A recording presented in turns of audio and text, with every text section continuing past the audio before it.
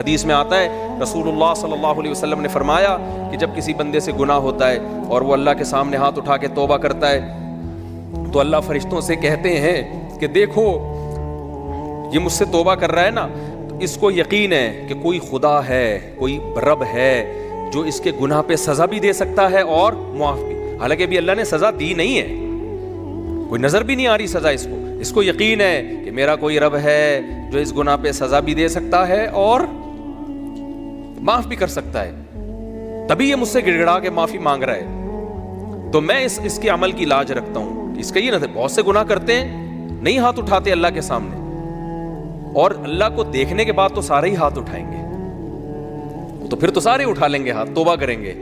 اللہ کہہ رہے ہیں دیکھا نہیں ہے اس نے، میری آیات پر ایمان لایا ہے، میری نشانیاں دیکھ کر، میرے پیغمبروں کی دعوت پر لبیک کہا ہے، تو اس عمل کی لاج رکھ کے میں اس کی توبہ کو قبول کروں گا۔ حدیث میں آتا ہے پھر وہ دوبارہ گناہ کرتا ہے، پھر دوبارہ اللہ کے سامنے آ کے معافی مانگتا ہے۔ اللہ کہتا ہے دوبارہ گناہ ہو گیا، پھر معافی مانگنا اس کی علامت ہے، اس کو یقین ہے کہ میرا کوئی رب ہے جو گناہوں پہ سزا بھی دے سکتا ہے اور جزا بھی دے سکتا ہے، معاف بھی کر سکتا ہے۔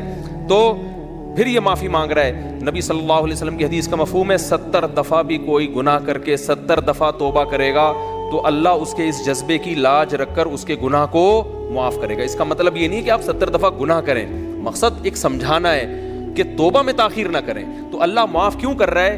اس کے اس توحید والے نظریے کی بیس پر کہ اس کو پتا ہے کہ مجھے گناہ معاف کروانے کے لیے میرے پاس اللہ کے سوا کوئی آپشن نہیں ہے۔ تو توحید اللہ کو بہت پسند ہے، شرک سے اللہ کو بہت زیادہ نفرت۔ تو یہ 4 شرطیں بھائی جس میں پائی جائیں گی، پھر وہ آپ عمل کرو گے تو عمل کیا کہہ رہے گا؟ از کالڈ اچھا۔